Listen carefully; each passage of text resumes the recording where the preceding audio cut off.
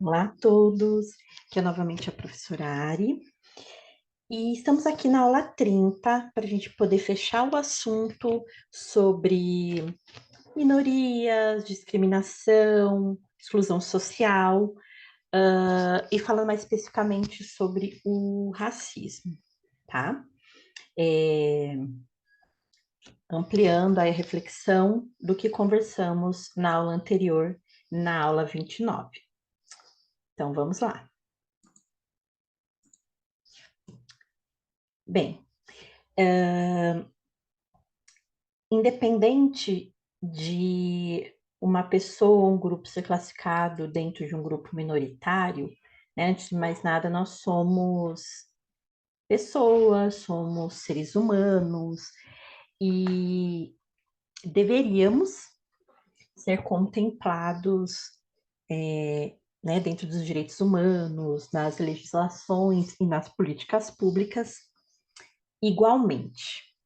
Nós sabemos que na prática, infelizmente, não é o que ocorre, principalmente nos países em desenvolvimento, como é o caso do Brasil.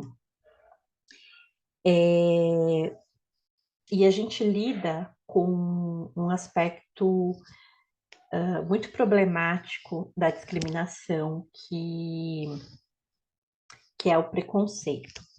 E aí o preconceito, dentro de cada classe, ele vai ter uma nomeação.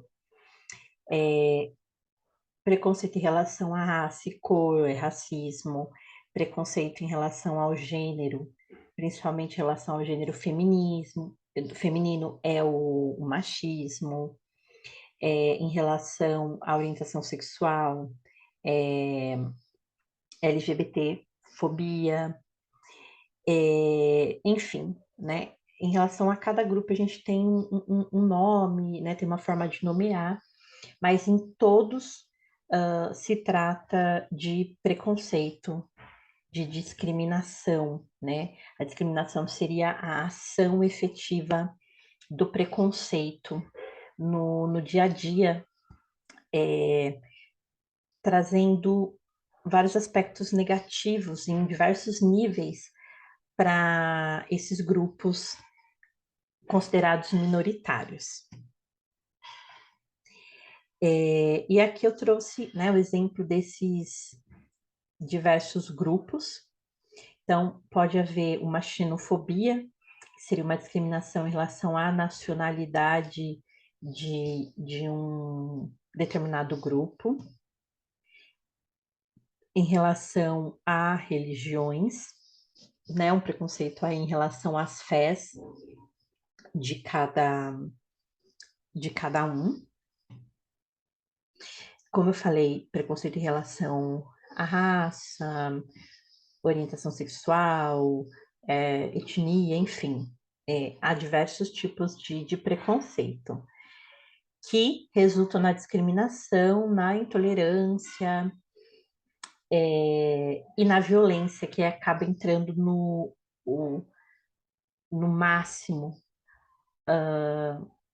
no que de pior a gente pode ver em relação a esses preconceitos.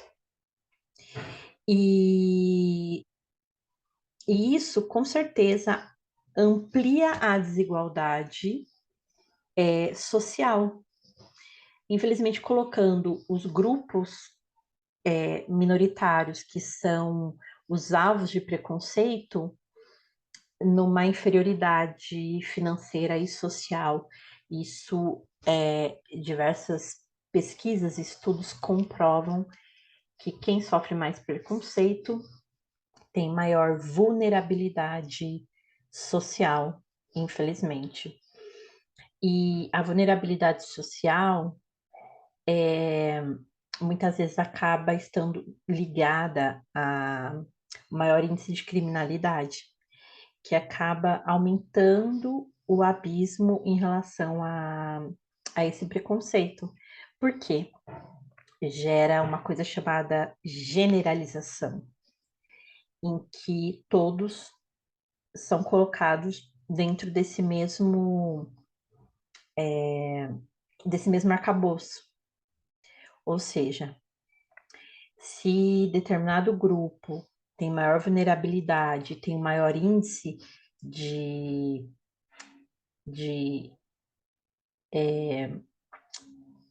cometer crimes, né, de criminalidade, o que acontece? Os outros grupos, né, a sociedade como um todo, generaliza que todos que fazem parte desse grupo minoritário também são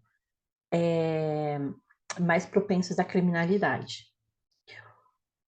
E, e aí gera um ciclo vicioso em que o preconceito leva a essa intitulação que leva a uma maior vulnerabilidade social, que acaba, de fato, resultando no maior índice de criminalidade. E enquanto esse ciclo não é quebrado, a gente vai continuar vendo esse pressuposto se repetindo e dando mais argumentos para que o preconceito seja estabelecido, seja aprofundado, né? E com isso, se há um medo em relação a determinado grupo, como que o preconceito se efetiva na prática? Excluindo, marginalizando esse determinado grupo, né? Então, as políticas públicas elas têm que trabalhar em dois pontos, em dois polos. Um dos polos, trabalhar com a prevenção, que é uma das formas de quebrar esse ciclo vicioso, através de educação de base, de condições sociais adequadas para esses grupos, e também trabalhar na remediação, como diminuir a criminalidade, como ressocializar, como diminuir, né, a geração de violência, enfim, tem dois pontos a serem trabalhados, na prevenção e na remediação, e que o ideal seria, com o passar do tempo, tender para se trabalhar cada vez mais com a prevenção, que perpassa pela educação, pela conscientização, do que remediando um problema já existente estruturalmente, que, como eu falei na aula anterior, é um problema que vem desde o Brasil Império, né? Então, na verdade, a nossa história vem mostrar que o preconceito, a discriminação, o racismo e diversos outros tipos de preconceito, eles não são a causa do problema. Eles são a demonstração de que há um problema estrutural e histórico a ser superado e que é um problema social, né? E que não é uma realidade somente do Brasil, praticamente todos os países já passaram ou passam por essas questões de desigualdade, preconceito, mas os países, como também já falei no final da aula anterior, os países que procuram entender a sua história, superar seus erros, e trabalhar com políticas públicas efetivas e que principalmente resgatem a sua história, eles têm melhores resultados. E países como o Brasil, que teve uma história de extermínio de povos a partir da escravidão, a partir da ditadura militar, enfim, e que essa história ela não é revisitada de maneira efetiva, principalmente no processo educativo escolar, diferente, por exemplo, do que fez a Alemanha com, né, o genocídio, principalmente de judeus, com o nazismo. Eles fizeram uma revisitação da história mudando suas políticas públicas para que algo do tipo nunca mais venha a acontecer. Isso com certeza refletiu muito na, na questão da desigualdade social, né? A desigualdade econômica do povo alemão. Então, hoje é considerado um país desenvolvido. E o Brasil, por exemplo, não teve essa, vamos dizer assim, essa prestação de contas desde a época da escravidão. E então, se a gente não tem esse reconhecimento desses pontos problemáticos na nossa história, como a gente vai mudar a prática na nossa história recente, se a gente não tem esse reconhecimento de fato da história mais antiga? Então, a gente precisa buscar exemplos em países que já fizeram esse processo de superação e que hoje são países mais estabelecidos socialmente, economicamente e principalmente na educação, né? Por isso eu volto a falar, qual a importância de discutir esse tema numa aula de história? É que precisamos revisitar e reconhecer os pontos problemáticos da nossa história para vir a mudar o nosso presente, que é o que o Brasil não faz, o que vários países muçulmanos não fazem, e que a gente tem exemplos de países europeus que já o fizeram e melhoraram muito nesse sentido, né?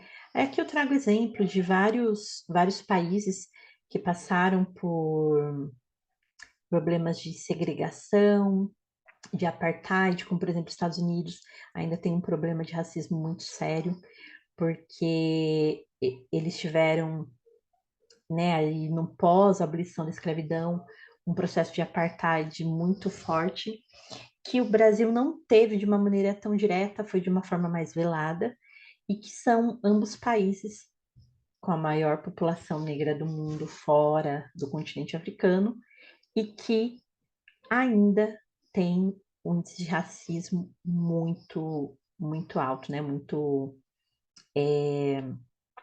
exacerbado. E tudo isso passa por entender que a diversidade cultural existe e que ela não é um problema.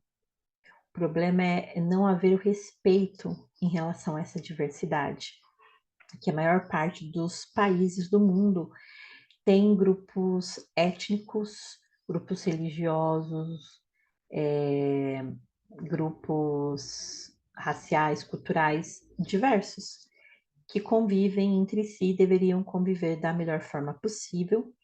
E volto a falar que as políticas públicas viessem a contemplar a todos de maneira igualitária, né? E com certeza, para a gente poder finalizar, o que fica é que a resolução para essa questão ela tem a de ver da educação de base, por meio da conscientização e da revisitação histórica, né? Somente assim a gente pode superar essa problemática em relação ao não reconhecimento e ao não respeito da diversidade cultural. Bem, é isso. Com essa reflexão, a gente finaliza essa temática com essa aula 30, para a gente dar seguimento a outro assunto a partir da aula 31. Então, até lá.